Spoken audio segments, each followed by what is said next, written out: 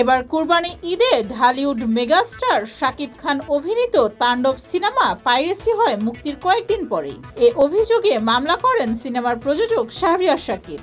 এমনকি তার অভিযোগ করা মামলায় গ্রেফতার হয় ৩ আসামি। তাদেরকে রিমান্ডে পাঠিয়েছে আদালত। এবার তাণ্ডব সিনেমার পাইরেসি নিয়ে মুখ খুলেছেন শাকিব খান।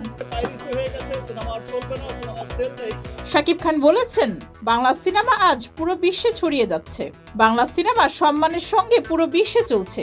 সেই জায়গা নষ্ট করে দিতে একটি কুচক্রী মহল উঠে পড়ে লেগেছে। অর্থাৎ যে সিনেমাটা ভালো চলছে সেটাকে টার্গেট করে পাইরেসি করা হচ্ছে। আমি বলবো এটা শুধু সিনেমার বিরুদ্ধে নয়, এটা দেশের বিরুদ্ধে ষড়যন্ত্র। গতকাল সন্ধ্যায় রাজধানীর সনি সিনেপ্লেক্সে আয়োজন করা হয় তাণ্ডব সিনেমার বিশেষ শো। সেখানে উপস্থিত হয়ে এসব কথা বলেন শাকিব খান। তাণ্ডব মুক্তির 16 দিন পর প্রথম প্রেক্ষাগৃহে উপস্থিত হয়ে নিজের অভিনয় করা সিনেমাটি দেখলেন শাকিব খান। এ সময় শাকিব খান বলেন, যে জাতি সবচেয়ে বেশি উন্নত থাকে সে জাতি সাংস্কৃতিক দিক থেকে এগিয়ে যায়। আমাদের সিনেমা যখন এগিয়ে যাচ্ছে ঠিক তখনই আমাদের সিনেমা পাইরেসি করে দেয়া হচ্ছে। বরবাদ সিনেমার ক্ষেত্রেও আমরা সেটা দেখেছি। তাণ্ডব সিনেমার ক্ষেত্রে আরো আগে পাইরেসি করে দেয়া হলো।